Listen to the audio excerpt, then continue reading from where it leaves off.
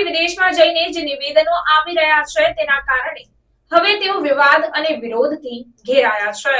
લોકસભાના વિપક્ષના નેતા રાહુલ ગાંધી વિદેશમાં જઈને જે નિવેદનો આપી રહ્યા છે તેની પર રાજકારણ ગરમાયું છે।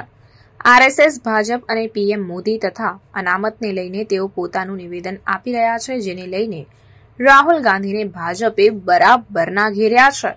ત્યારે હવે કેન્દ્રીય ગૃહ રાજ્યમંત્રી બંડી સંજય કુમારે રાહુલ ગાંધીના આવા નિવેદનો બદલ તેમને આડે હાથ લીધા હતા।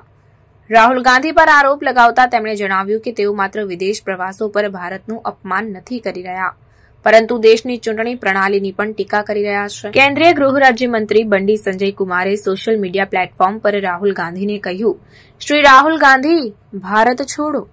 તેમણે સાથે એમ પણ કહ્યું કે કોંગ્રેસ, બીઆરએસ અને એઆઈએમઆઈએમ આગામી જીએચએમસી ચૂંટણીઓ સાથે મળીને લડશે, પરંતુ આ વખતે ભાજપ જીત નોંધાવશે અને જીએચએમસી પર ભગવો લહેરાશે અને మేయర్ని ખુરશી కబ్జే કરશે।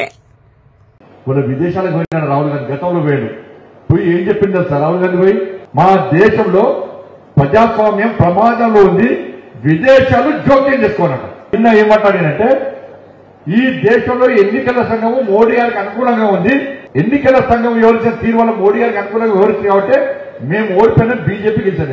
అన్ని తూర్పాలి బుద్ధులు అని ఎన్నికల సంఘం మన చేతులు ఉంటే 543 సీట్లలో 500 సీట్లు మనమే వేసుకుంటాం। ఇక అవునా కదా?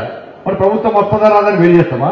మన మెజార్టీ ఎందుకు తగ్గింది? మరి ఎన్నికల సంఘం మన చేతిలో ఉంటే మోడీ గారు కూడా చెడాలతో ఉంటే మెజార్టీ పెంచుకునే వాళ్ళని తగ్గించుకుంటే అవమానం వాళ్ళ ఇది బుద్ధి లేని పెట్టారంటే ఇలా మళ్ళీ ఇవాళ ఏమంటాడు తెలుసా అన్న? ఇవాళ రాహుల్ గాంధీ విదేశీ గడ్డ పోయి రిజర్వేషన్ రద్దు చేస్తామని చెప్పి రాహుల్ గాంధీ చెప్పాడు। ఇవాళ ఇలా కాంగ్రెస్ పార్టీ సమాధానం చెప్పాలి। రిజర్వేషన్ రద్దు చేస్తాన కాంగ్రెస్ పార్టీని మీరు నాయకుడిగా భావిస్తారా, వ్యతిరేకిస్తారా?